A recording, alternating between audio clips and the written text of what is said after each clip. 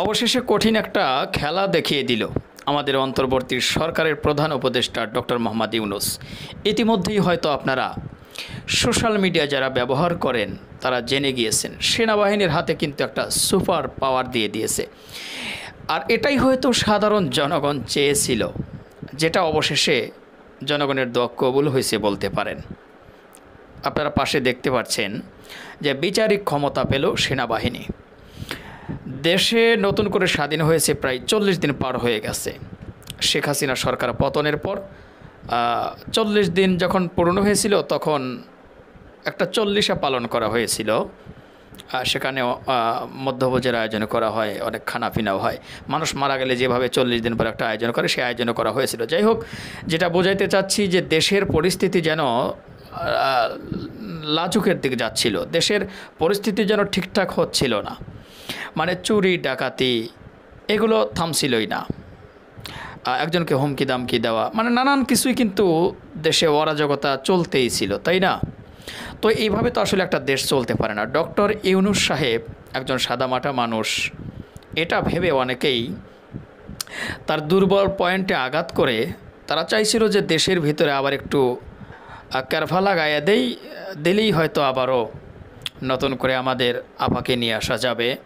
তো এই মতো অবস্থায় কিন্তু সারা দেশে নির্বাহী ম্যাজিস্ট্রেটের দায়িত্ব পালন করবেন সেনাবাহিনীর কর্মকর্তারা। কতদিনের দায়িত্ব পেয়েছে আপনাদের একটু জানাই। সারা দেশে আগামী 2 মাস নির্বাহী ম্যাজিস্ট্রেটের দায়িত্ব পালন করবেন সেনাবাহিনীর কর্মকর্তারা। মঙ্গলবার 17 সেপ্টেম্বর এক প্রজ্ঞাপনে এ তথ্য জানিয়েছে জনপ্রশাসন মন্ত্রণালয়। জনপ্রশাসনের প্রজ্ঞাপনে বলা হয়েছে, ফৌজদারি কার্যবিধি 1898 এর ধারা 64, 65, 83, 84, 86, 95, 2, 100, 105, 107, 109, 110, 126, 127, 127, 128, 130, 133 এবং 142। দ্বিতীয়, ক্রয়কারী ক্রয় প্রতিক্রিয়াকরণ ও চুক্তি বাস্তবায়নকালে উহার কর্মকর্তা ও কর্মচারীগণ যেন কোনো দুর্নীতি, প্রতারণা, চক্রান্ত, জবরদস্তিমূলক বা অন্য কোনো কর্মকাণ্ডে জড়িত না হন তাহার নিশ্চয়তা বিধান করিবে এবং একইভাবে এই আইনে সংজ্ঞায়িত কোনো দরপত্র বা পরামর্শক বা ব্যক্তি নৈতিক বিধি পালন করিবে এবং এই মর্মে নিশ্চয়তা বিধান করিবে যে উহা বা উহার কর্মচারীগণ বা উহার পক্ষে কোনো মধ্যস্থকারী যেন অনুরূপ কোনো কর্মকাণ্ডে জড়িত না হন। যাই হোক, আমি পুরো নিউজটা পড়ব না, যেটা আমি আসলে জানাইতে চাই, সাধারণ জনগণ যেটা চেয়েছিল অবশেষে সেই আশাটা কিন্তু পূরণ হয়েছে। তো এখন আশা করছি ইনশাআল্লাহ যারা এখনও দেশকে নতুন করে অস্থিতিশীল করার চিন্তাভাবনা করতেছেন, দেশকে একটু ভাগড়া দেওয়ার চিন্তাভাবনা করতেছেন, যারা যারা চাচ্ছেন না যে ডক্টর ইউনূস সাহেব ভালোভাবে দেশটা পরিচালনা করুক, দেশের যে ক্ষতিগুলো হয়েছে সেগুলো ধীরে ধীরে পুষিয়ে আনুক, যারা চাচ্ছিলেন না তাদেরকে উদ্দেশ্য করে বলবো এখন একটু সাবধানে আপনারা থাকেন ভাই। এখন কিন্তু আর আগের মতো নাই ভাই, দেশে কিন্তু পরিবর্তন হয়েছে।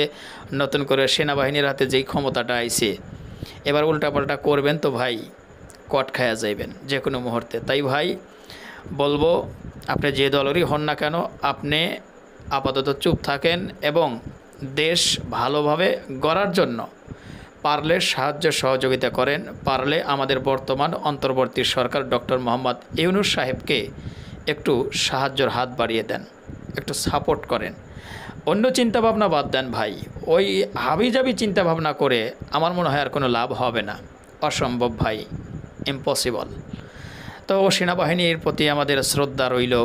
সেনাবাহিনী দেশ নতুন করে স্বাধীন হওয়ার পর থেকে তাদের অনেক কার্যক্রম আমরা নিজের চোখে দেখেছি। যে কিছুদিন আগে কি হলো, বন্যায় ক্ষতিগ্রস্ত হলো, সেখানে সেনাবাহিনীর এমন কিছু কর্মকাণ্ড আমরা দেখেছিলাম যেটা সত্যি স্যালিউট দেওয়ার মতো। হেলিকপ্টার থেকে একটা মেয়ে নামতেছিল, তার কিন্তু কাপড় ঠিক করে দিয়েছিল একজন সেনা কর্মকর্তা, এবং কি টাকে ওঠানোর সময় একটা মেয়েকে উঠাবে বা মহিলারা উঠতে পারছিল না, একটা সেনাবাহিনী নিজের উরু বা হাঁটু পেরে দিয়েছিল, পেতে দিয়েছিল, তার উপরে পাড়া দিয়ে উঠেছিল। এই যে সেনাবাহিনীর কিছু কিছু কর্মকাণ্ড আমাদের কিন্তু অনেক উৎসাহিত করেছে এবং অনেক ভালোবাসা জুগিয়েছে।